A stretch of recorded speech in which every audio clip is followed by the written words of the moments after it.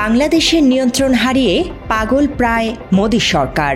২৪ ৫ আগস্টে হাসিনা পালিয়ে যাবার পর বেশ কিছুদিন নীরব থাকলেও সম্প্রতি দেশকে অস্থিতিশীল করতে মরিয়া হয়ে উঠেছে ভারত। আর তাদের মিশন বাস্তবায়নে কাজ করছে দেশে পালিয়ে থাকা কার্যক্রম নিষিদ্ধ আওয়ামী লীগের নেতাকর্মীরা।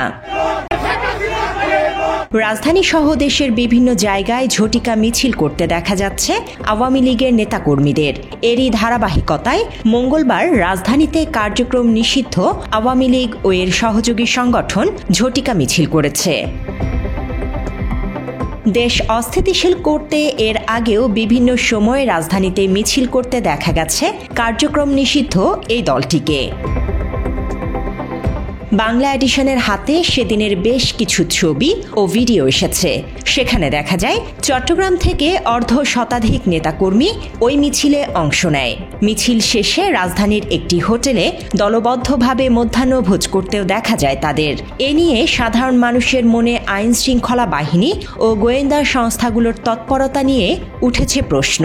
মাত্র ৩০% টাকায় জমির মালিক হয়ে নতুন বাংলাদেশের গড়ে তোলার স্বপ্ন দেখা বাংলা বসতি।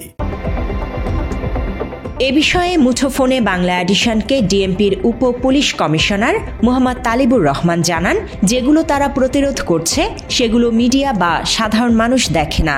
তাদের ও গোয়েন্দা সংস্থাগুলোর তৎপরতা না থাকলে দেশে আরও বড় ধরনের সহিংসতা হতো বলেও দাবি এই পুলিশ কর্মকর্তার। যেগুলো আমরা ধরছি আপনারা সেগুলো দেখছেন, যেগুলো আমরা প্রতিরোধ করছি সেগুলো তো আপনারা দেখেন না বা সাধারণ মানুষও দেখেন না। ধরেন পুলিশ যদি রাস্তায় না থাকতো বা তাদের গোয়েন্দা নজরদারি না রাখতো তখনকার সিচুয়েশনটা কি হবে একবার একটু চোখটা বন্ধ করে চিন্তা করেন। হ্যাঁ, আমরা যে কিছু করছি, আমরা যে আছি সেটারই তো কারণে তো তারা তৎপরতা চালাতে পারছে, তাই না?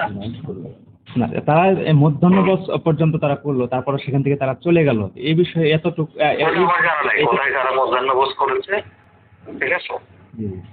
আমাদের হাতে এরকম ভিডিও এবং ছবিও এসেছে আর কি। হ্যাঁ, ছবি এবং ভিডিও থাকলে আমাদেরকে শেয়ার করতে পারেন, আমরা প্রয়োজনীয় ব্যবস্থা গ্রহণ করব। সম্প্রতি ঝটিকা মিছিলের কয়েক ঘণ্টা পরে কার্যক্রম নিষিদ্ধ আওয়ামী লীগ ও এর সহযোগী সংগঠনের ১৩১ জন নেতাকর্মীকে বিভিন্ন এলাকা থেকে গ্রেফতার করেছে ঢাকা মেট্রোপলিটন পুলিশ ডিএমপি। মঙ্গলবার রাজধানীর বিভিন্ন স্থানে অভিযান চালিয়ে তাদের গ্রেফতার করে পুলিশ। এক বিজ্ঞপ্তিতে এ তথ্য নিশ্চিত করে ডিএমপির উপ পুলিশ কমিশনার মোহাম্মদ তালিবুর রহমান।